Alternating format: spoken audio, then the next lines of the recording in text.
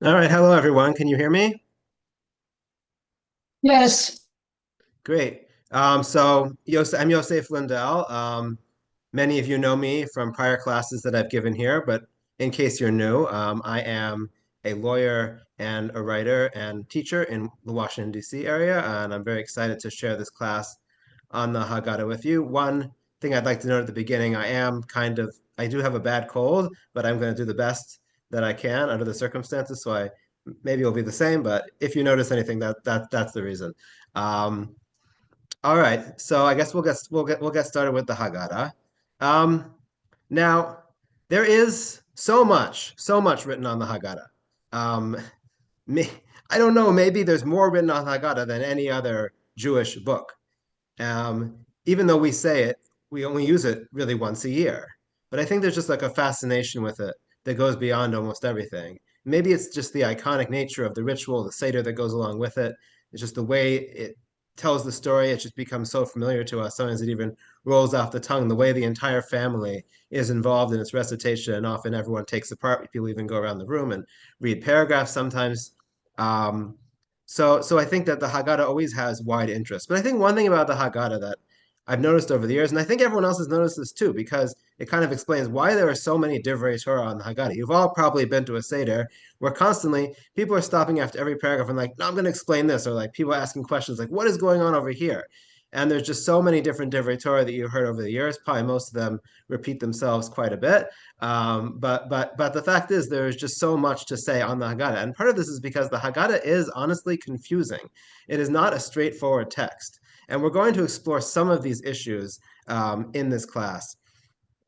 For those of you who were here for my class on the Siddur, it's going to be somewhat similar. In that class, I gave an overview of the development of the Siddur in 4 parts. In this class, we have 5 parts, but I'm not going to do an historical overview in exactly the same way. Yes, we are going to talk about the historical origins of the Haggadah and how it came together, but we're going to focus on specific aspects this time.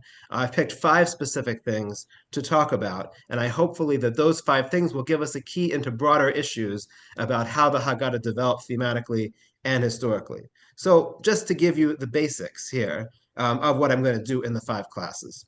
In this first class, it's, I think, the most foundational about how the text of the Haggadah came together.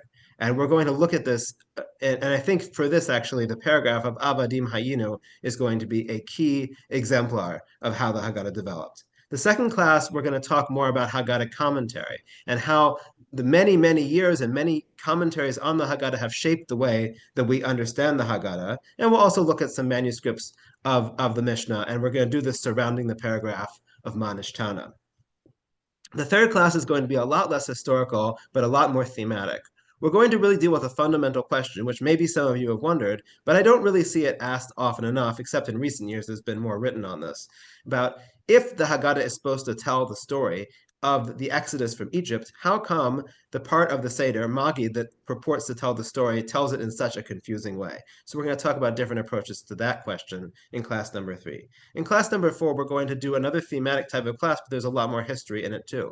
And we ask like a basic question, which again I think is not asked often enough, which is why did Chazal, when they were creating the Haggadah, or yeah, creating at least the basics of the Haggadah, as we'll see, why did they decide that the crucial thing is telling the story, as opposed to something else, perhaps? And in class number 5, it's a bit more of a grab bag. We're going to look at the latest developments in the Haggadah, and the latest developments in the Haggadah being the songs at the end that we typically put under the step of Nirtza, but we'll also talk about what it means that the Seder has steps at all. Where did that come from?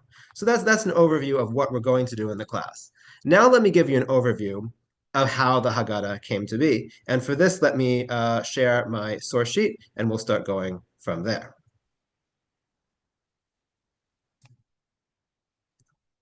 Okay, here's the source sheet. All right. So source number 1, I think we have one of the very basic sources for the idea of telling the story of the Exodus, for the idea that there should be a Haggadah. And this is right when the Jews are leaving Egypt. Matzos yachel eshivas yamim, you should eat matzah for 7 days, v'lo yere elecha chametz, v'lo yere elecha se'or b'chol gvulecha. And no leavened bread should be found anywhere. And then Vigad levincha yom more, you should tell your child on that day, saying, Bavor shalim Mitzrayim. It's a little hard to understand what Bavor Zeh is doing in that verse, but let's do it the way JPS translates it below, which is the Jewish Publication Society, which is, it is, you should explain to your child on that day, it is because of what the Lord did for me when I went free from Egypt. Meaning the reason why we eat matzah, the reason why we do these other things on Pesach, is because Hashem did great miracles for the Jewish people, for Bnei Israel, when they left Egypt. And so presumably now you're telling your child this story of how the Jewish people left Egypt. And this is throughout Tanakh. We see that the story of the Exodus, and we'll look at a couple examples in one of the later classes, is told in so many different ways. But consistently, the Nevi'im and Izim Sefer Tehillim, they all find ways of retelling the story of the Exodus, which at least says to me that retelling the story is a central part of Judaism. Now, the question is, though, when did this sort of become formalized? Now, we know we're supposed to do it, and presumably it makes sense that people were doing it on the night of Pesach, presumably even the time of the Beis Hamikdash, where the focus was on the Karban Pesach, eating the Karban Pesach, eating the Paschal sacrifice. So people were still telling the story in some way. That's what I think, at least. Maybe some scholars are going to disagree with that. But I think what's clear is that it was not formalized. It was not formalized. There was no set text of how to do this. How do we know there was no set text? Well, I mean, I think I'll say because really we don't see a fixed text at all until the Mishnah. And the Mishnah, is recording some traditions, obviously, from before the Beis Hamikdash was destroyed, but it also includes material after the Beis Hamikdash was destroyed in the first few centuries of the Common Era. But in sources number 2 and 3, I just brought you two examples of like Second Temple sources we have. Although Philo, I guess, would be maybe a little bit after the destruction of the of the Second Temple, or around that time. Philo was a Jewish philosopher in Egypt at that time, and let's just look at. Actually, I'll tell you what the Book of Jubilees is also. The Book of Jubilees is a non-canonical Second Temple text, not from a rabbinic sect by any stretch of the imagination. But there were a lot of different sects in the Second Temple doing various different things. I think what's interesting, for example, about the Jubilee sect is they relied on a solar calendar as opposed to the lunisolar calendar that we rely on today. And Jubilees is like a retrojection of the history of the Chumash. So it goes through Bereshis and Shemos and tells those stories, Genesis and Exodus, but it does it somewhat differently. And it has this little nugget about what the Bnei Israel were doing when they were eating the Paschal sacrifice. It says they were, and all Israel was eating the flesh of the Paschal lamb and drinking the wine of his lauding and blessing and giving thanks to the Lord of their fathers when they were ready to leave Egypt. So it does not say, however, we know that they were they were giving praise to God, maybe some kind of Hallel, but they were not. But they were not telling the story of Yetzias Mitzrayim, at least not well. I mean, there would be no story yet, actually, because Jubilees is retrojecting this back to the time of the Exodus. But anyway, I think the source in Philo is even more interesting. The source in Philo says that those who are to share in the feast of Passover come together not as they do to other entertainments, to gratify their bellies with wine and meat, but to fulfill their hereditary custom with prayer and songs of praise. So he envisions the Seder of the time where they are praying and they are saying songs of praise, maybe some type of Hallel, but he doesn't really mention anything about the story of leaving Egypt. Now, again, I don't know how convincing these sources are. Scholars like to make a big deal of this, that we don't have any text that talks about the telling of the story before the Mishnah. Again, that doesn't mean they weren't doing it, but it does seem like that perhaps there was not a fixed text for how to do so. Now, in fact, the Tosefta is a collection of Mishnaic material that did not make it into the Mishnah from around the same time as the Mishnah. Many scholars believe it was somewhat earlier than the Mishnah. It also, when it goes through the order of what you're supposed to do on the night of the Seder, it talks a lot about the dipping and the eating and the matzah and stuff like that. It does not talk about the telling of the story of leaving Egypt. And in fact, there's a significant difference in what it tells you to do that we're going to get back to in class number 4, which I don't want to talk about too much now. But the point is, it too doesn't really have a lot about telling the story. It's really in the Mishnah, that we see for the first time a very set order of how you do how you do the Seder, and also how you tell the story of leaving Egypt. Okay, so I'm not going to read through every single Mishnah here in the 10th chapter of Pesachim, because that's where you really see this, but I'll give you an overview of what the different Mishnayos say. So first it tells you have the first cup, and then you make some kind of kiddush. In the next Mishnah, you have some kind of dipping course, which is something to do with karpas. It might really be related to maror. We'll talk a little bit about that. Next time there's charosas, and it also talks about eating the carbon pesach in the time when the Beis Hamikdash was standing, when they could bring the sacrifice. Okay, fine. Then the Mishnah talks about something much more familiar to us, what we can see as the sipor of the telling of the story. So there's a second cup, and it says, and this is where a son asks his father, and he asked him the Manish Tana, and we're going to unpack in the next class what exactly this means. What is the son asking? What is the father answering? But I want to focus most actually on the last line of this Mishnah on the top of the source sheet over here. It says, Lufi datel shel ben aviv malamdo. According to the knowledge of the son, the father teaches him. And how does the father teach him? Maskil b'ganus masayim b'shevach. You start out with degradation, and you finish with praise or with glory. V'doresh me'arami ovid avi ad shigmar kol haparsha kula. And you darshan the psukim of Arami Ovid Avi, the psukim, the verses where the farmer brings his first fruits to the Mishkan and says, and says Arami Ovid Avi, that my father was oppressed. The Haggadah has a sort of a reading of that where it's talking about Lavan and how it's like a basic telling of the story of how the Jewish people went down to Egypt and they were redeemed by God, and then the farmer brings his first fruits to the Beis Hamikdash as the Bikurim in thanks for that. So this, and we do this too in the Haggadah. We use these set of psukim, this Arami Ovid Avi, to tell the story of the Haggadah with lots of drasha, as you're probably familiar. Okay, so that part is in the Mishnah. And then the next Mishnah has Rabban Gamliel. Rabban Gamliel says the three things that you have to say, Pesach, Matzah, and Moror, and we do this at the Seder too. And then we have the paragraph over here in the middle of this Mishnah, in the middle of the page right here, 3 lines down.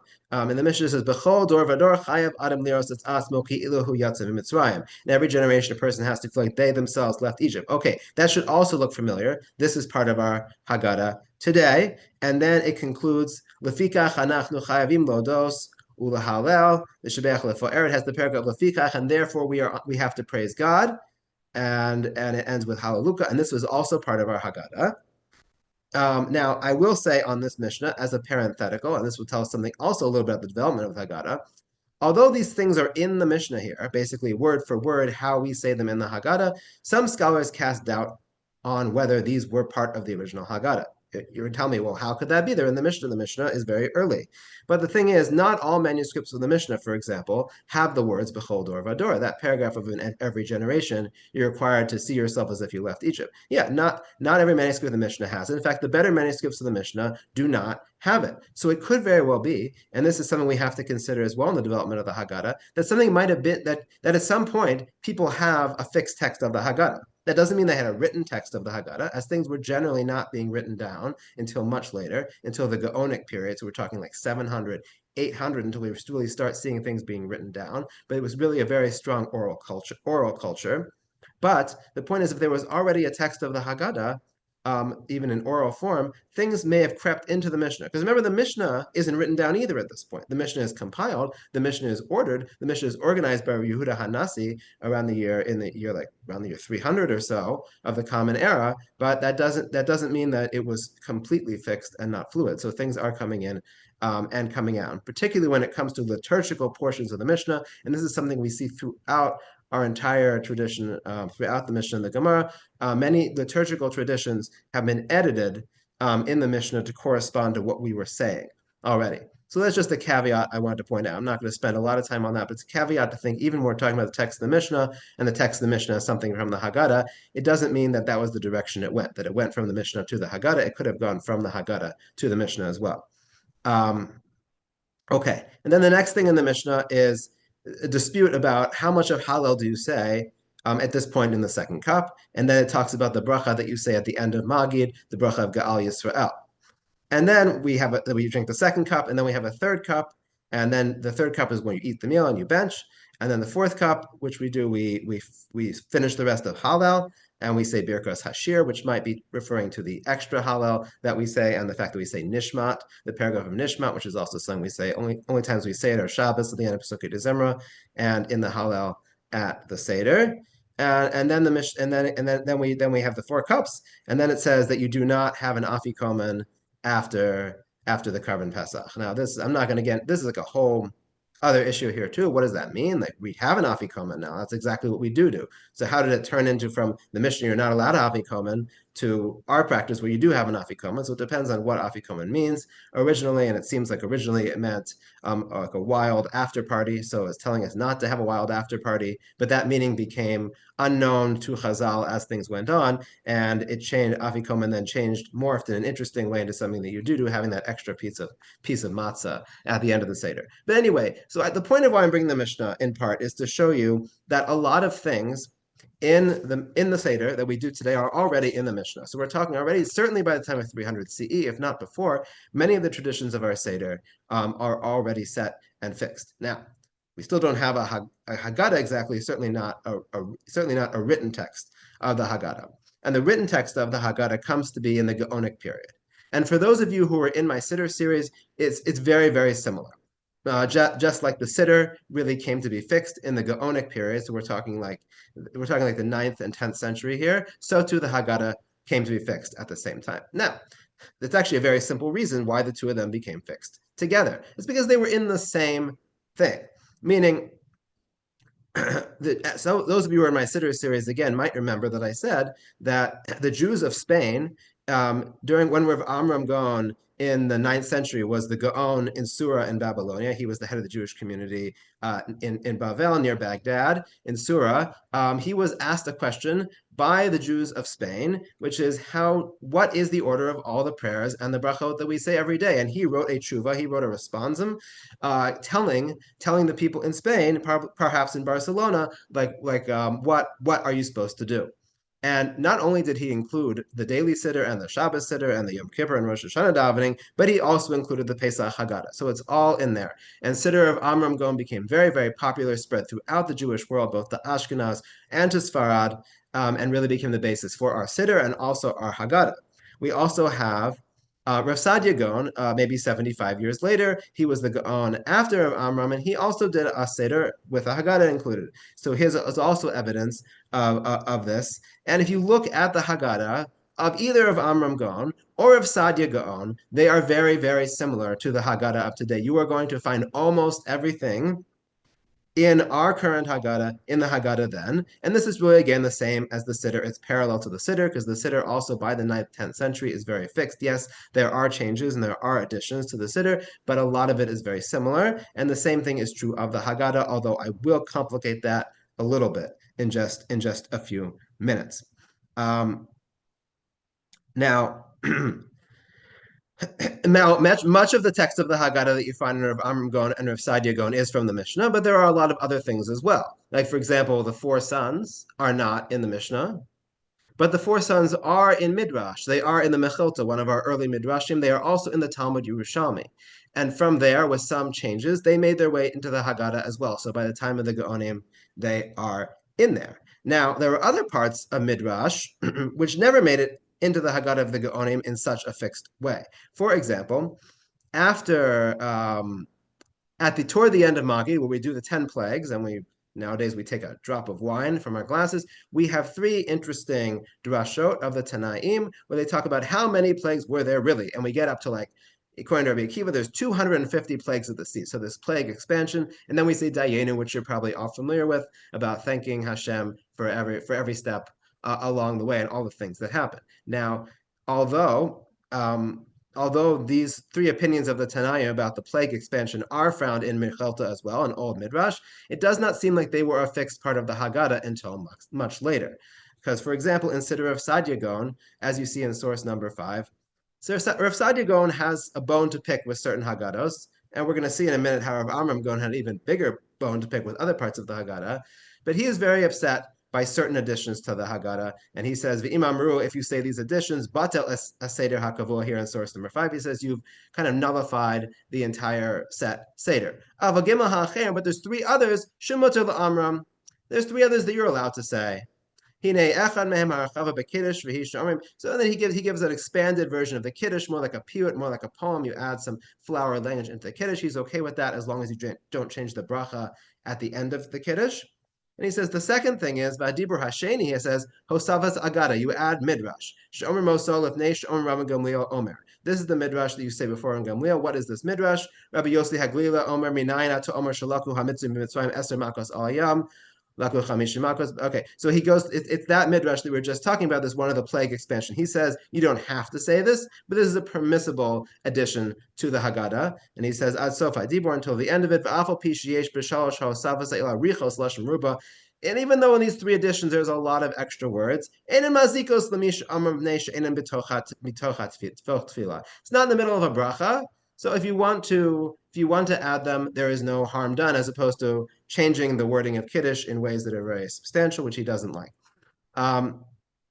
So he did not. He says you can say those drashos, but you don't have to. So that's one example of a part of the Haggadah that even in the time of the Gaonim is not entirely fixed. If you look in source number 6 in the Rambam in the Mishnah Torah, the Rambam in the 12th century also has a Haggadah as part of the Mishnah Torah. He talks about the laws of Pesach, and he also has a whole section where he goes through the whole Haggadah. And if you look over here, you'll notice in source number 6 is the Rambam does not have these midrashim about the plagues. He does not have the poem of Dayenu. It just was not part of the Rambam's traditions. We see even by the 12th century, not everything is fully fixed the way it is today. He just has, the 10 makos, and he goes right into Rabban Gamliel, Haya Omer about Pesach, Matzah, Umara. Okay. And then, of course, there are some things that are added to the Seder much later, which I'm going to mostly get to in the last class, which is really the songs at the end. We're talking the Middle Ages or even after the Middle Ages that some of these things were added. So we see definitely a progression in the development of the Haggadah from the Mishnah to the Gaonim to the modern day, although, as I said, a lot of it is already there in the time of the Gaonim, except not exactly. And this is something we saw also in the Siddur class, and I want to unpack this for you because there's a really interesting tshuva from Rav Natronai Gaon in source number 7. Now, Rav Natronai Gaon was the predecessor to Rav Amram Gaon in Bavel in the Academy of Surah. And Rav Natronai Gaon, tshuva is included in Rav Amram Gaon's Haggadah, in Rav Amram Gaon's Siddur, and that means also in Rav Amram Gaon's Haggadah. And it's a very sharp tshuva, which I think to really understand how to unpack sort of the history of the Haggadah, we really have to read the whole thing. So bear with me while I read this tshuva, and I'll translate carefully so we understand what is Rav Natronai Gaon so bothered by, because he's very bothered by an alternative Haggadah that he found. And now remember, we're talking like in the 9th century now, so quite some time ago, but in the time of the Gaonim. Okay. V'kach Amar Rav Natronai Reish Mesivta. And Rav Natronai, the head of the academy, this is what he said. Misha Omer B'Kiddush Shal Pesach Asher Kiddush is Yisrael. If you add the words "He who sanctified Israel" into the Kiddush, now we don't say those words in the Kiddush. Ukeshagomri Manishtama, and when you finish Manishtana, Ein Omer Avadim Hayinu, you do not say Avadim Hayinu Lefar B'Mitzrayim. Ve'ena Omer Chila of the Avodah Zarah, and you also don't say the paragraph that in the beginning we were idol worshippers and then God brought us close to His service. So you don't. So this he's talking about a Haggadah where you do say something extra in Kiddush. You don't say Avadim Hayinu, and you don't say the verse, not the verse, but the line of Mitchila that we were once idol worshippers. Elo Omer v'Yomer Yoshua al Kol Ha'am. But instead of saying the line Mitchila of the Avodah Zarah, you instead start with the psukim that follow it in our Haggadah, which is Joshua told the people about how they were once, their forefather Terach served idols, but then they were brought close to Hashem's service. So you read those psukim, but you don't have the line of Mechila of the Avodah Zarah. You don't have that prefatory line which we have in our Haggadah. And then Ad v'Yaakov Van of Yardim Mitzrayim, you read the passage in Joshua all the way till the end of it, as we have it in our Haggadah, which is Jacob and his sons went down to Egypt. V'Omer bi Baruch Shomer Ad Seomad. Then you say the part about Baruch Shomer Havtachaso, which is in our Haggadah, how God kept His promise. Ad Seomad, until the part where we say we darshan from the psukim of Arami Oved Avi. V'Kor Barami Oved Avi Ad Shigomer Kol Parsha Kula. And you do read in this Haggadah that he saw, you do read this part about our father was a wandering Aramean, or our father was oppressed by Lavan. Pesukim Kamosh Shehem, but you just read the verses, Ve'en or Midrash Klal. And in this Haggadah, he saw there's no darshaning. So you know how in our Haggadah, on every part of those psukim, we have a drasha. V'omer Rabban Gamliel v'asher galana v'hala. And then this Haggadah, you say the part of Rabban Gamliel, Pesach Matzemor, you say the bracha of how God redeemed us at the end of Maggid, and you say Hala. But you so basically this Haggadah he saw had a lot of parts that are very similar to our Haggadah, but a lot of parts that are different. You know what I want to do actually, because I'm afraid I'm losing people a little bit here, because we don't have the text of the Haggadah in front of us. So let me also I want to also just show you the text of the Haggadah, just to show you which parts he's talking about that are missing. Would that be helpful to people? Okay, so let me do Yes. that. Okay. Hold on one second.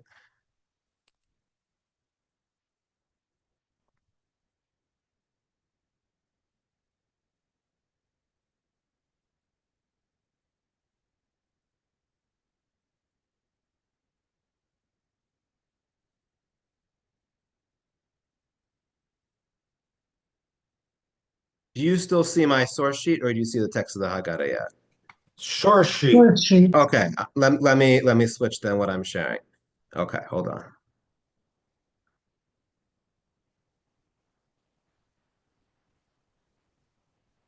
Okay, now you should see the text of the Haggadah. This is from Sfaria. Um, so, all right, let's start. Okay, right. So you have Manish Tana here uh, in Maggid, and then in our Haggadah, right after Manish Tana, we have Abadim Hayinu, that we were slaves to Paro. So he's saying, Rav Nachman Naigon is saying that in the Haggadah that he saw that he doesn't like, they don't have this paragraph at all of Abadim Hayinu. And then he doesn't talk about whether they have the story of the five rabbis or whatever. Let's skip past that for a moment. But moving on to the next part, he talks about we have this paragraph here in the middle of the screen now. Our ancestors were idol worshippers. So, and now Hashem brought us to His service. So he's saying this sentence, just this sentence, is missing from the Haggadah that he had. And then he says there's psukim from Sefer Yoshua, from Joshua, and he says those were maintained in the Haggadah he saw, but not the first line. Okay. And then he says they did have this paragraph over here in the Haggadah, how God kept His promise. And he says they did have this part about say Omad Ma Bikesh Lavan Harami Lasos Yaakov Avinu. We can come and learn what did Lavan want to do to our forefathers. And then, as you can see, the Haggadah, our Haggadah darshans every one of these parts of the verse. So, like V'yered Mitzrayim, that they went down to Egypt. What does that mean? Anos al pi adibor. They were forced to do so by God's command. And then, as you know, on the Haggadah, all of this is darshaned. But he says in the Haggadah that he found this was not darshaned, and they just had the pasukim only without any midrash explaining them. So we see a few significant differences between the Haggadah that he saw and our Haggadah. All right, so let me go back to the source sheet now, and let me continue in the Tshuva, where he talks about how this upsets him a great deal.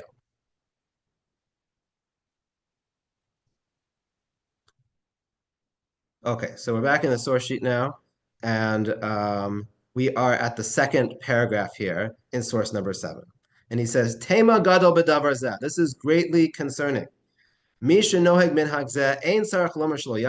someone does this Haggadah, the one that's missing Avadim Hayinu, the one that's missing Mitchila, the one that's missing the Midrash, it's not enough to say that you don't fulfill your obligation. Ela kol misha osa kain minhu.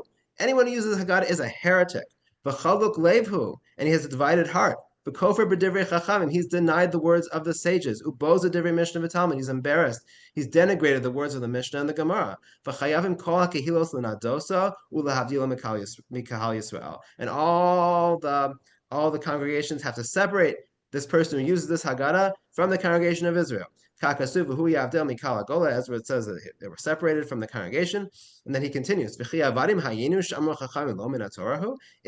the words Avadim Hayinu that we were slaves, isn't that from the Torah? Isn't there a pasuk for that? It says in the Varim, that very pasuk that we were slaves to Pharaoh in Egypt. And what's the big deal about saying the line of first we were idol worshippers? If you're saying the verses from Joshua anyway, the verses that talk about how Terach used to worship idols. What's the big deal to add that prefatory sentence about how once we were idol worshippers? Shekach shaninu, because this is what the Gemara says to do. The Mishnah says to do. Matchil beganus Messiah b'shvach. You start out with the degradation, you end with the praise. V'amanu ma'ganus. And if you look in the Gemara, and we're going to look at this more carefully later, what is the degradation? Rav Omer Betchila. Rav says to say those words Betchila of the Avodah Zarah, that our forefathers were idol worshippers. Shmuel Omer Avadim, and Shmuel says you have to say Avadim Hayinu, that we were slaves. So by leaving out Avadim Hayinu and by leaving out Mechila of the Avodah Zarah, it's going against both opinions in the Gemara. And we're going to explore this more in a minute. V'ilule tina sheyesh b'vavam, and if not for this sort of doubt or something they had in their heart, v'chalok libam, and they're not sure about it, they're divided. Ve'en rotzim lomer divrei Mishnah and Talmud. They don't want to say the words of the Mishnah and the Talmud. Ma'ach bas lamo mitchila. What's the big deal if they have to say mitchila? Ela halalu, meaning these are heretics. Mal'igin and those in divrei chachamim, they embarrass. They laugh at the words of the chachamim. V'talmidi anan yirkav shemo, and they are students of Anan. May his name rot. Avi aviv shel Daniel, who was the grandfather of Daniel. Sha'amar, who said, to all those who follow after him, Azvu divrei Mishnah v'Talmud, bani asalachem Talmud mishalu. Leave what the Mishnah and the Gemara say, and I'm going to make you my own Talmud, my own Gemara. So does anyone want to just jump in here? What's he talking about? What's he talking about? What group is this? Does anyone know? The Karaites. The Karaites. So he's basically saying this is a Karaite Haggadah. Anan was the purported founder of the Karaites. The traditional story is that his brother got appointed exilarch, the head of the diaspora, and he was very upset that he appointed himself exilarch also. And the caliph didn't like this because the caliph wants to make sure the Jewish community is not divided and fighting with each other. So the exilarch got upset at him, and I think he went to prison, but he was able to escape execution by saying that he's actually part of a different religion, not Jewish, so I'm allowed to be the leader of my own religion, and the caliph was okay with that. Now, this is probably not a historical explanation for how the Karaites developed. The scholars are not keen on this because it's a late sort of explanation. But the point is the Karaites were a group that was very active in this time, and they seemed to be like a different sect, basically. They did not follow the words of the Gemara, they did not follow the words of the Mishnah, and they had their own oral tradition. Had their own oral tradition. Anan did have a book called Sefer Mitzvot, which he had sort of his own derivations for laws that were different than the derivations of the rabbis. So, for example, he was the one who said that maybe you've heard this Karaite opinion before, that there can be no fire burning on Shabbos at all, even if the fire is lit from before Shabbos. He darshans things sometimes in a more extreme way, but the point is they're a very different sect. Now, also scholars think that Anan was not actually the founder of the Karaites, but he was a founder of his own sect, which they call Ananism, and later that merged into the Karaites. But this person they mention over here, this Daniel that they mentioned in the Tshuva, was certainly a Karaite. It seems to be Daniel al-Kumasi. He was an important early Karaite. That he was sort of one of the founders of the Karaite community, and then moved to Eretz Yisrael and established a strong Karaite community in the land of Israel. And the Gaonim are constantly at war with the Karaites and their sectarian views, we'll call it, on how we should understand the oral tradition, because they didn't believe in the rabbis' oral tradition. Instead, they created an oral tradition of their own. I think it's a bit of a misnomer to say, for example, some people sometimes say the Karaites had no oral tradition. They relied on the psukim only. That's not really true. They relied very heavily on the psukim, but they darshaned them in their own ways, and they created their own oral tradition, because you really can't do Judaism without some kind of oral tradition. The Tanakh itself is not entirely sufficient. Let me just finish the tshuva here. Okay. Right, so we are 1, 2, 3, 4, 4 lines up from the bottom of the tshuva. And they are very mistaken. They made a nation to themselves. V'tikein Talmud shel Rasha v'shel Ava la'atzman. They made their own Talmud. V'ra Marana v'Rabana Elazar Aluf min Espana, and this Elazar Aluf from Spain. He saw Sefer Toivo Shalo. They're very their abominable book. Shekorin also Sefer Mitzvos, that was called the Book of Mitzvos. Kamatach Luos Yeshbo, and there's all sorts of bad things in it. Basically, Vashav Strichim Nados, we have to excommunicate them. Shalol Lispal Imisol Beis Knesses, you can't daven with them in the same shul.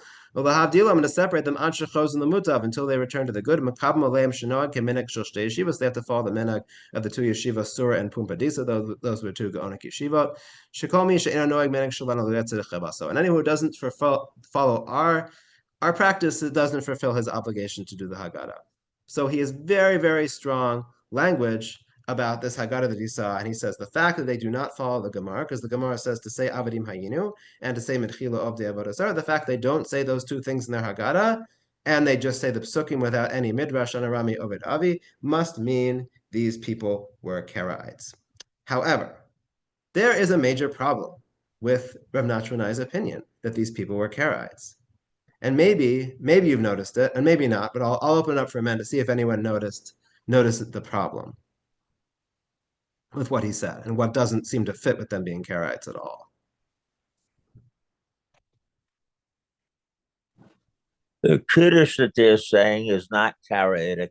And furthermore, the whole thing sounds like it just comes from Eretz Yisrael and quite possibly from rabbinic circles in Eretz Yisrael who had a different nusach than the ones in Bavel. Right, very, very good. So that's what we're going to talk about right now. And I think the thing that tips me off the most is it says they Omer Rabban Gamliel. They say the Rabban Gamliel. Rabban Gamliel is in the Mishnah.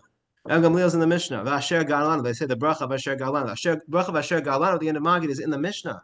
So if these people are not following the oral tradition, what are they doing with these things in their Haggadah? It doesn't make any sense. It doesn't make any sense they would be Karaites. Instead, it would seem, as Yehudi said, that these people are not Karaites at all. What Rav Nachman Gaon saw was a different version of the Haggadah, a different tradition, a tradition from Eretz Yisrael. And those of you who are in my Siddur class, this will sound a little familiar as well, because we also saw in the Siddur class that there was a very different tradition of prayer that was much more focused on piyut, on poetry, that came from Eretz Yisrael. But the words were not the same. It was another rabbinic tradition, and in many ways it's not so different, but in many ways it is significantly different. But the Gaonim were not happy with this tradition, and the Gaonim pretty much squelched it out over time. So, for example, maybe in 12th century Egypt, many of them were refugees from the land of Israel during times of persecution, so they might still be using the Eretz Yisrael tradition or the Eretz Yisrael Haggadah. And that's why we know about the Eretz Yisrael Haggadah at all, because we found it in the Cairo Geniza. Generally, all these things, we don't know about them unless they were in the Cairo Geniza. That's sort of the repository of all the documents. I'm sure many people are familiar with the story of the Cairo Geniza, how it was in the Ben Ezra synagogue in Cairo. Jews put all sorts of documents into the Geniza, some of them liturgical texts, some of them biblical texts, some of them shopping lists, some of them letters, some of them letters about commerce, but all sorts of things, anything in Hebrew pretty much, and sometimes even languages beyond got put in the Geniza. Geniza wasn't unknown, but it was not, people didn't think about it very much, and most people didn't know about it. And really, it was Solomon Schechter when he brought a lot of it back to England in the very end of the 19th century. That's when the Geniza became well known, and that's when scholars started looking at all these manuscripts and started learning a lot about different traditions, particularly liturgical traditions. Liturgical traditions about what the Haggadah looked like. So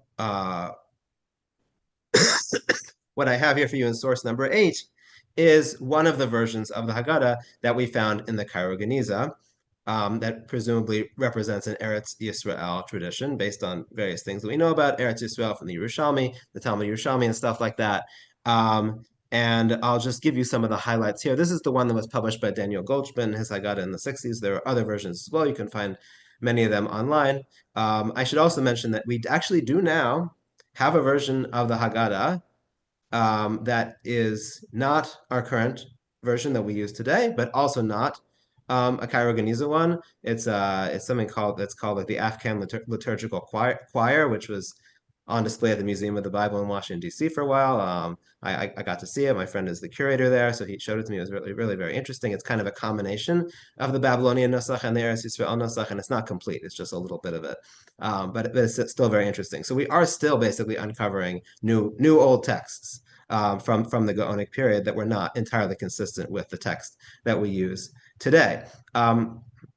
So let's start at source number 8. You can see on the right hand column over here, If you look, it says Baruch Atah Hashem Elokeinu melech haolam bar piragafen. Okay, Kiddush. Baruch Atah Hashem Elokeinu melech haolam asher kidesh Yisrael amo mikol amim. This is the language that we saw that Nashon and I didn't like. The one who sanctified Israel. We have a we have a different language in our Kiddush. So okay, so that's the first thing we see over here. That's similar to what Nashon and I was mentioning. And then okay, I didn't put all the Haggadah over here. If you look in the second column over here, toward the bottom over here. Okay, you got Manish Tana, and we've got the Manish Tana, and we're not going to focus on the what version of Manish Tana there is. There are different versions of Manish Tana, but continues here to the third continues here to the third column. And then after Manish Tana, 1, 2, 3, 4, 5, 6, 7 lines down, and the third column, Lafi Data Shal Ben Aviv Malamdus. We have that line from the Mishnah that according to the knowledge of the father, the son, the father teaches him, Masil Beganus, Messiah Mishvach. Okay. You start with the degradation, you end with the praise. Va'omer, and what do you say? Be'ever hanar yashv avosechem me'olam terach avi Avraham. V'avi nachor v'yavod elokim achrim, the terach elohim achrim, the terach, worship other gods. Ve'kachas avichem es Avraham me'ever hanar, and I took Avram from across the river. Va'olech also b'chol eretz kanaan v'arbeh sar v'aten lo tzyitzchak v'aten li'yitzchak es Yaakov v'esav v'aten li'esav es har seir v'eshav Yaakov vanav yardim Mitzrayim. So we have that whole paragraph of what Joshua said to the people, but, which is in our Haggadah too, but what's missing? Two things. You notice right off the bat. Avadim Hayinu is not there. And the phrase Mitchila of the Avodah Zarah is not there. So we see this is actually very, very consistent with what Rav Nachman Naigon was reading in this Cairo Haggadah from the tradition of Eretz Yisrael. If you go down to the next page, we have some more things that are similar to our Haggadah. But then when we get toward the bottom of the first column, we have Tzei Omad, Ma Bikesh Lavan Harami Lasos Yaakov Avinu. That's from our Haggadah as well. What did Lavan want to do? Shaparo Lo Gazer El Azachar, and Lavan Bikesh Lakor Sakol. Ne'amar, we have the pasuk Arami Ovid Avi. This is the pasuk from Devarim, from bringing the Bikurim that we have in our Haggadah of Yer. Arami Ovid Avir and Mitzrayim, Maim Anusa Al Pi Hadibor. Okay, that's from our Haggadah too. He was forced. V'yagar Shavim Seima'at. Vahishro Gam Sham Lagoy Gadol Atzum V'Rav V'Yareo Sana Mitzrim V'Yanu V'Yanu Alena Avodah Kasha V'Nitzaka Hashem Lakei V'Asin V'Yishman Shem Eskolenu V'Yaris Anyenem Esem Alenu V'Aslachasem V'Yosei Hashem Mitzrayim. Okay, so right over here, what happened is we just read all the rest of the psukim. Now in our Haggadah, there's midrash on all of those verses, and the midrash is all missing over here. And the Midrash only picks up again on this verse in the middle here, V'yitzinu Hashem Mitzrayim, when God took us out of Egypt, Lo Yadei Malach, not through an angel, Lo Yadei Saraf, not through a fiery angel, Lo Yadei Shliach, not through a messenger. This is familiar from our Haggadah too. Ela Kadosh Baruch Hu Ba'atzmo, B'yad Chazak. Okay, right. So we have a little more Midrash over here, and then we have some more Midrash down here, and also the 10 plagues toward the bottom over here. Okay, and then we go right into Rabban Gamliel at the bottom of the column over here. So we see several things that we saw in Nachman's Haggadah. We saw the different verses in Kiddush. We saw no Avadim Hayinu, no Mitchila, and we saw a lot less Midrash. A lot less Midrash. You're just reading the Psukim without very much Midrash. So we see the Haggadah was indeed very different. So this Eretz Yisrael Haggadah is not at all the same. And this is still at the time, and during the period of the Gaonim, we're talking from the 7th century to the 10th century, even beyond, people were still using Haggadahs like this. So the Nusach of Bavel, Nusach of Babyloni, which to us is very dominant, had not yet become dominant. And this different Haggadah was in circulation at the time. So we see during the period of the Gaonim, the Haggadah was indeed changing and was still being developed. And there were at least two major different traditions of how you do the Haggadah in Eretz Yisrael and in Bavel. Okay, but just yes, Sifrei and Sifrei Zuta both have versions of this type of thing in the sense of there's a little bit of interpretation of the law, right, which is more. In other words, the Eretz Yisrael Haggadah follows Sifrei and Sifrei Zuta, sprinkling of midrash, but nothing elaborate like the one you have in the Babli Haggadah. Yeah. Thank you for bringing that up. Yes, and that's true. Because when we talk about midrash on the Haggadah, it's often coming from another source. It's not all. Some of it's sui generis to the Haggadah, but some of it comes from other sources. And so thank you for pointing out the Sifrei. A lot of it is in here. And then over time in the Babylonian Haggadah, sort of the midrash expanded. I think some of it is from other midrashic collections, and some of it I think may just be in the Haggadah only. I don't remember offhand though exactly how all of the midrash in the Haggadah developed. I mean, there were certainly, for example, I should mention this before, actually, just as an aside. Also, there were certainly parts of the Haggadah that do not have a parallel. For example, in Tannaitic literature, one example of this, and not a real parallel, is not one of this is the story about the 5 rabbis who were in Bnei Brak, and they're telling the story all the way until the next morning, until it was time for to say the Shema in the morning. That is something that is only found in the Haggadah, although we're going to see an interesting parallel to it in the Tosefta. Something similar in Tosefta. And yes, we will talk about. I'm going to devote a lot of time to that Tosefta actually in class number 4. But we will get back to that. But the story itself about them telling the story, that's a Haggadah story that doesn't appear in other Tannaitic sources. Okay, so what I want to do now, as we're starting to near the end here, is there something that we can use, some other sources in rabbinic literature that we can use to understand what the difference, why is there this difference? What might explain this difference between the Eretz Yisrael Nusach and the Bavli Nusach, other than the fact that like a lot of liturgical things were obviously different. But I think we can see here some very clear sources for each. And this is what we'll see in sources number 9 and beyond. So this Gemara in source number 9, we already saw reference in the earlier sources. But Maskil Beganos B'Sayim B'Shavach, the Mishnah had said to start with the degradation, finish with the praise or with the glory. My Beganus, what is this degradation? So there's a machlokas of the Amarayim, of the Gemara's sages. Rav Omar Mechila of the Avodah Zarah Hayavosenu. We first say the words. Our ancestors were idol worshippers. Ushmuel Omar, and Shmuel says Avadim Hayinu. We say the paragraph Avadim Hayinu. There's different manuscripts here. It may not be Shmuel, it may be Rabbah, or even more likely, I've seen Rava, who's a later Amora, a different generation than Rav. But in either event, we have two different opinions here about what is the Gunus, what is the degradation. And in the Bavli Haggadah, we've incorporated both of these. We say Minchila and we say Avadim Hayinu. And if you look in source number 10, this is exactly what the Rif, the early Rishon, says to do. It says Maslo B'Ganus Messiah B'Shvach.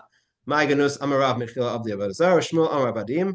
Right, so we have that debate. Which one is it? Is it Mechila? Is it Avadim Hayinu? Va'idna Avenu Ketarvayo. Nowadays, we do like both opinions. And this is something we do very, very commonly when it comes to liturgical texts. I'm not going to read it, but it's brought in source number 11. The same thing happens all the time when the Amarayim dispute what the text of a bracha or what some liturgical text, what it should be. We often just do both. For example, over here, in the end over here of Shesha says, at the end of Asher Yatzar, you should say, Shmuel says that you should say Rofe Kol Basar, the healer of all flesh, at the end of Asher Yatzar, Baruch Atah Hashem Rofe Kol Basar. Rav Sheshes Omer, Rav Sheshes says Mafli Lasos, the one who does wondrous things. So it seems like these are two separate opinions. But Amar Rav Papa says Hilkach Nimrinu L'Tarvayo, Rofe Kol Basar Mafli Lasos. Do both of them, the healer of all flesh and performs wondrous deeds. And this is indeed what we do today. So already in the Gemara, often what happens is we see that when there's a dispute of the Amoraim, what to do liturgically, sometimes we just say both of them. And that's what happened in our Haggadah, which is the Nusach of Bavel, that we say both Mitchila of the Avodah Zarah and we say Avadim Hayinu. Now, however, both of these phrases are absent from the Eretz Yisrael Haggadah. And I think the reason for this is going to become clear in source number 12. And this is the Talmud Yerushalmi. This is the Talmud of Eretz Yisrael. So I just have one line over here, but I think it tells us a lot. Rav says, Midchila, in the beginning, or to begin, one must start with your forefathers lived on the far side of the river. One starts with the psukim from Joshua. Does anyone want to tell me again, what is Rav not saying? And how does this help explain what we saw in the Eretz Yisrael Haggadah?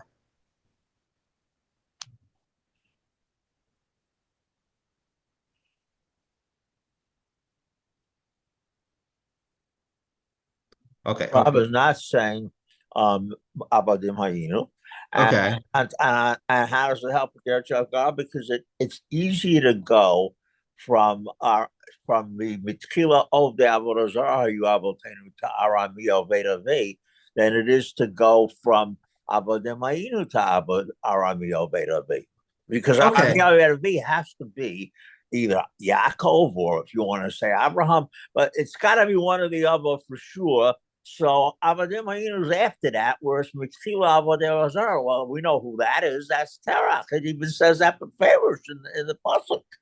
Okay, fine. But I think there's more here. Not only do we not have the opinion of Avadim Hayinu, the opinion of Rava or Shmuel, that you don't say Avadim Hayinu. That's not in the Talmud Yerushalmi, so that would explain why it's not in the Eretz Yisrael Haggadah. But what Rav said to say as the opinion of Rav as recorded in the Bavli is one should say, if you look back in source number 9, Rav says, that Rav says to say that phrase, presumably, of our ancestors were idol worshippers. But in the Yerushalmi, that's not what really Rav says. Rav says, Mitchila, one who's starting in the beginning. Rav isn't saying to say the line of Mitchila of the Avodah Zarah that our forefathers were idol worshippers. He's saying that when you start telling the story, when you're starting with the Ganus, when you're starting with the degradation, you simply start with the psukim from Joshua about how Terach was an idol worshiper, and then his descendants eventually came to God. So I think this answers sort of both questions.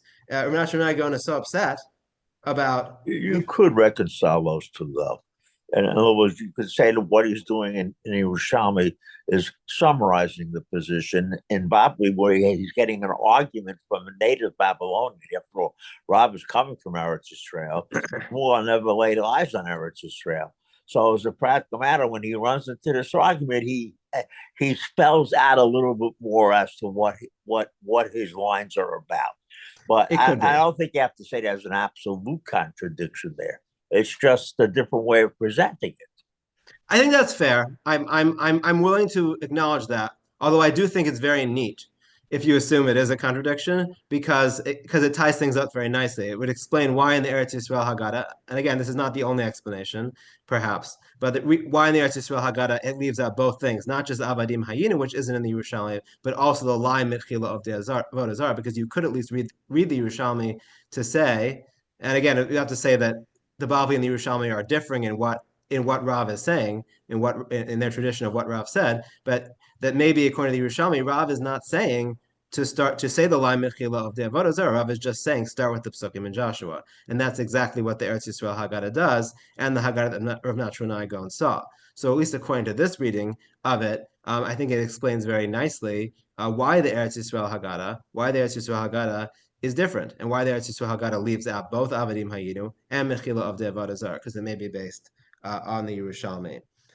Just to conclude here with one more point, and this is again a little bit of a side, but I think it ties this up a little bit. If we go back to the Mishnah,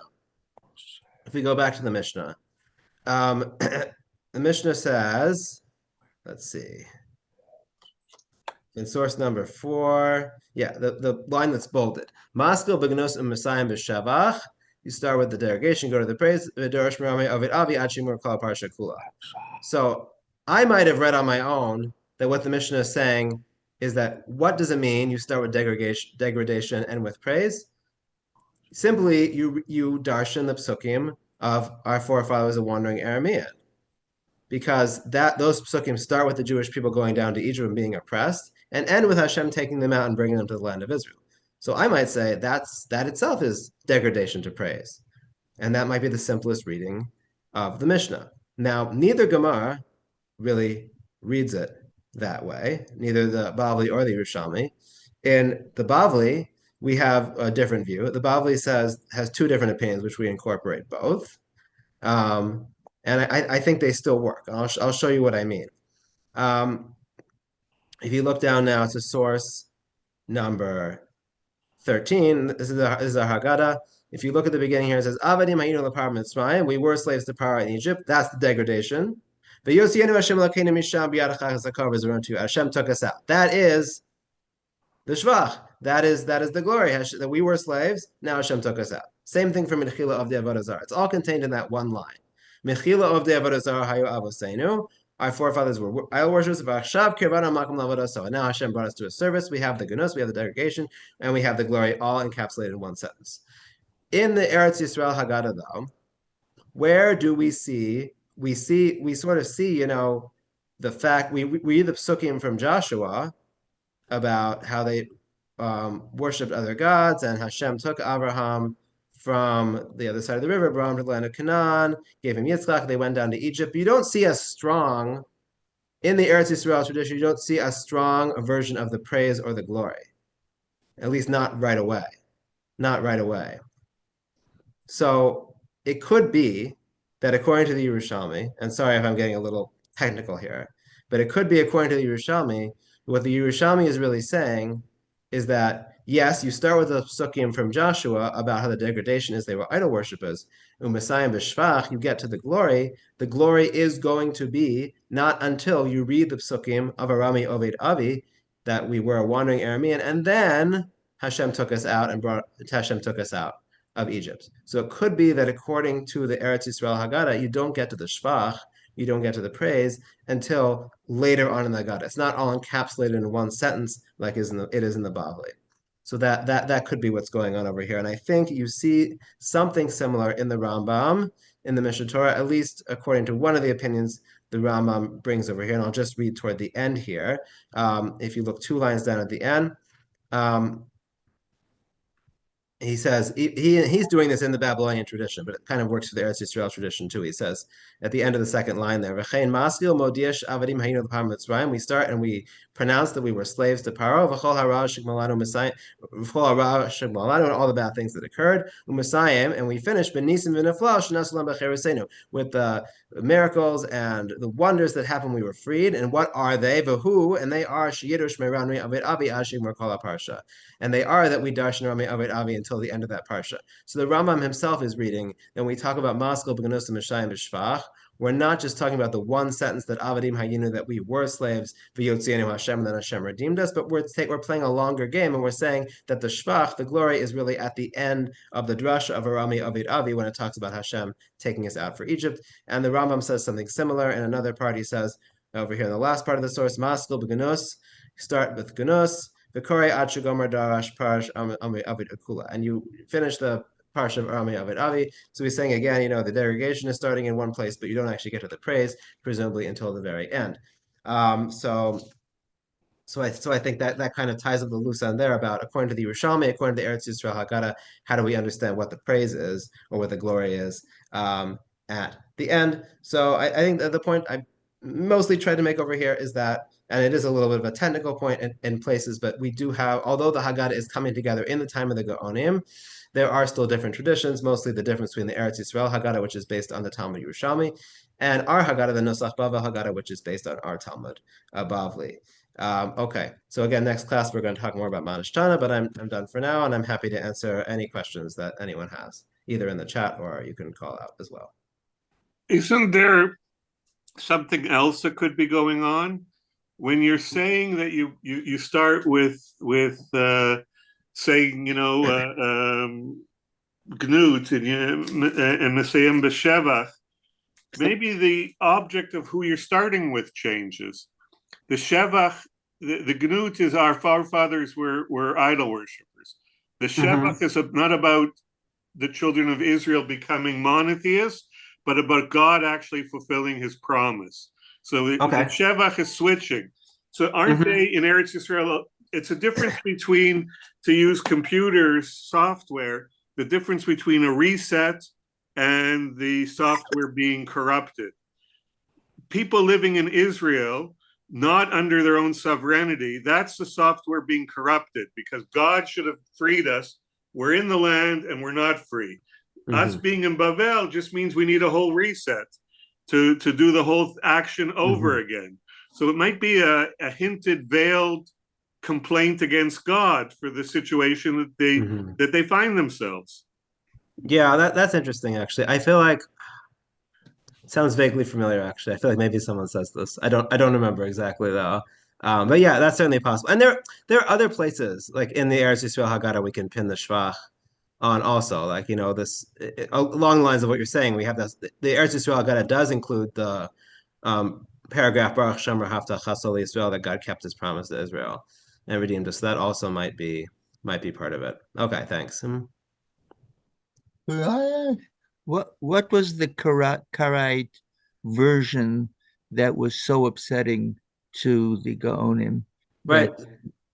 So let me clarify that. So I think either of Nachman and Gaon did not realize that the Haggadah that he was upset by was an Eretz Yisrael Haggadah and not a Karaite Haggadah. Like meaning he may not have known. He may have thought it was a Karaite Haggadah and it wasn't. Or it's also possible that he kind of knew it wasn't the Karaite Haggadah, but he called it a Karaite Haggadah, and I hesitate to like say this about Rav Nosson Gaon because it's not so nice to say that. But I mean, I think we do have to realize that in this time, the Gaonim were fighting a bitter battle against the Karaites, and anything that seemed, Karaite or seemed off, they were really trying to get it out. And they were also trying to squelch the Eretz. We know that they were also trying to squelch the Eretz Yisrael liturgy. There's many places where Yeah, the second thing you said, I think you should emphasize a bit more. Okay. How Okay, fine. Yeah.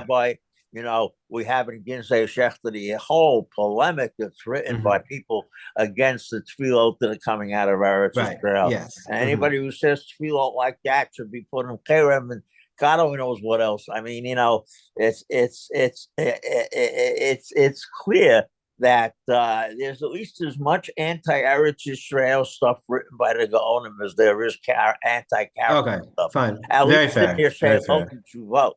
I mean, I'm not going to talk about an independent work like Emunot V'Hadayot. That's different. But in Shalot Shuvot, when they're writing a Shuvah, they're just as likely to be dumping on the Eretz Yisrael Musaf as they are on anything like Karaim. Okay. So we have the Karaim Musaf.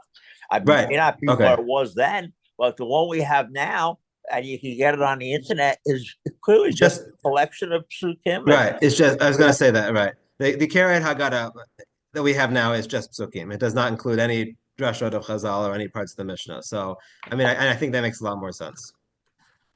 Could I ask?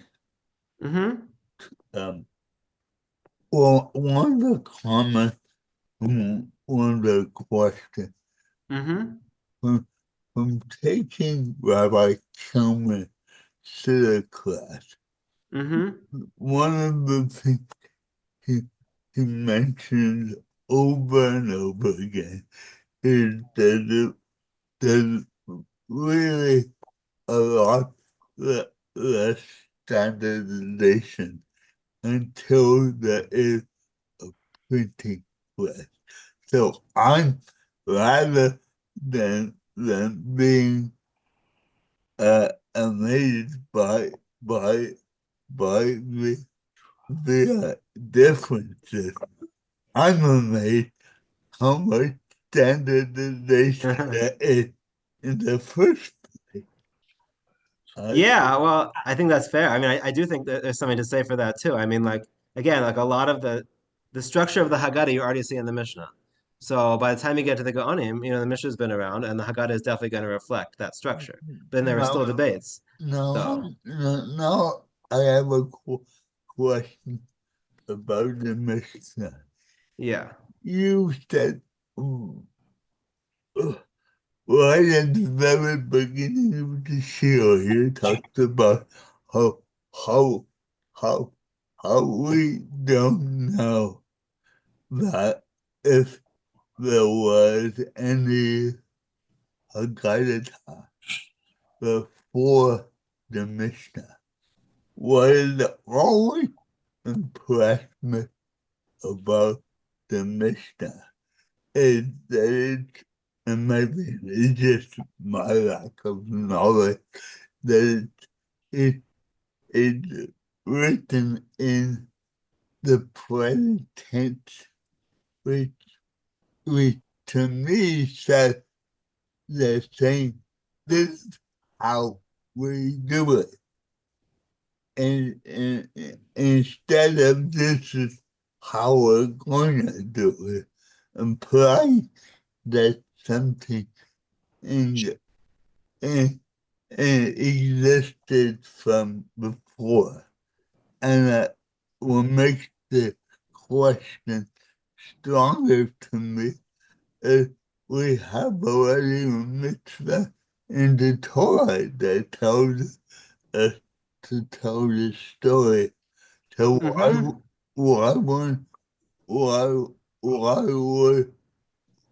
would we assume that they were already telling a story in some form or another? I think I tried to make clear, and I'll say it again because I do think it's an important point. I don't see any reason to doubt that they were telling the story. As you said, the psukim say you should do it.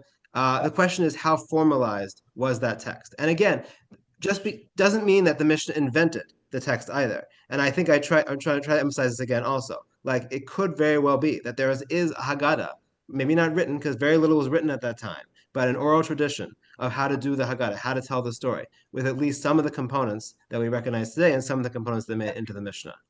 I think that's a fair supposition. I mean, scholars like to say that like when scholars often will say that we don't know something exists until we see it for the first time. So they'll say because the text is first in the Mishnah, this is the earliest that we know of.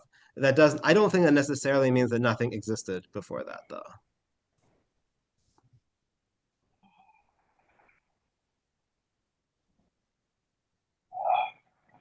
Any further comments or questions?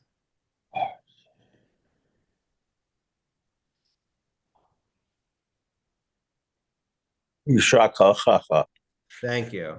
Thank you. And we'll be doing this again next week, same time. Feel better. Can we get a copy of the source sheet?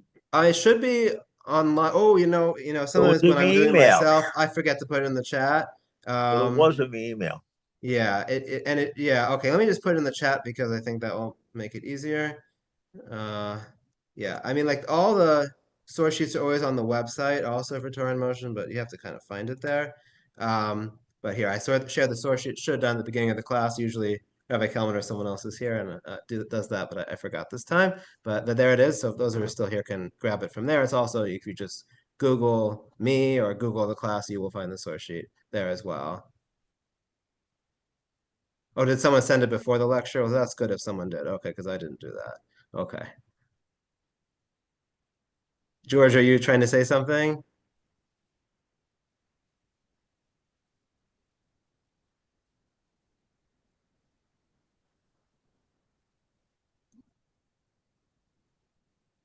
If you are, I can't hear you. You're muted. But if not, that's okay too.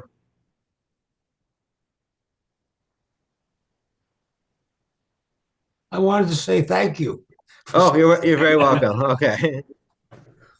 You're very welcome. And I hope we'll continue next time. I hope that this was kind of, I tried to give like the most kind of detailed way we know about the development of the Haggadah and the period they go on. And hopefully some of the next classes aren't going to be quite as complex and in-depth the text, although some of them might be. I think the nature kind of doing a historical analysis of how a text develops science, this does happen. But I guarantee that classes 3, 4, and 5 are certainly going to be simpler. Class 2, I'm not as sure about, but stick with it. And classes 3, 4, and 5 will definitely be a little simpler. Okay. All right. Well, thank you everyone, and hope to see you next week.